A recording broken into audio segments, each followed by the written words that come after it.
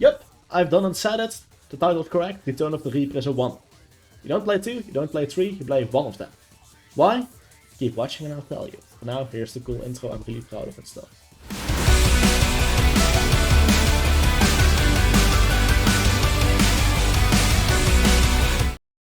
So, just to get this clear, you're always playing Return of the Reaper. It's a very fucking good card. Don't get me wrong, I'm not saying it's a bad card. That's not why I play 1. Now, the thing with Infernity is currently at least with 3 axes, and the same probably applies to Hulk. I mean, yeah, the same does apply to Hulk. Before, we had to dump Necromancer to the grave to make the combo work. We needed Necromancer to start our combos. Nowadays we don't. But this came with a cost, this came with a price. Our end boards were less devastating.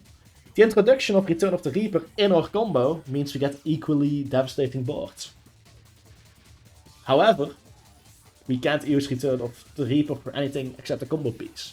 So it's basically an additional garnet that we don't mind drawing, because we just said it.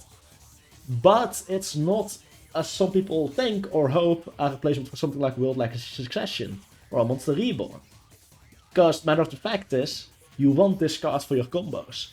If you use it in your opening hand, you can still do combos, but they're going to be less devastating and they might just not win you the duel. So, Return of the Reaper is simply in at least 3 axes and most Hulk variants, at least as far as I know. I know a lot about Infernity, but I can't predict the future, I can't predict how future builds will go. But based on the knowledge we currently have, and on, well, just experience and knowledge about combos and testing, there's just not much value to running multiple copies of this card. It's hard once per turn, it adds itself back to the hand, it sets itself back to the field if your board gets somewhat broken. You can search it, you will search in your combo. So yeah, right now there's just not that much value in multiple for Return of the Reaper.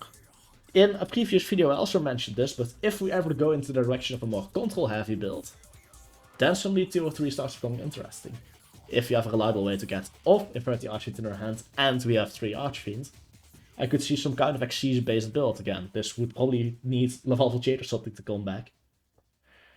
So yeah, I'm saying there might be situations in the future that change this. It's the same with other cards like Wildcat. Things might change and suddenly those cards I don't think are great become good.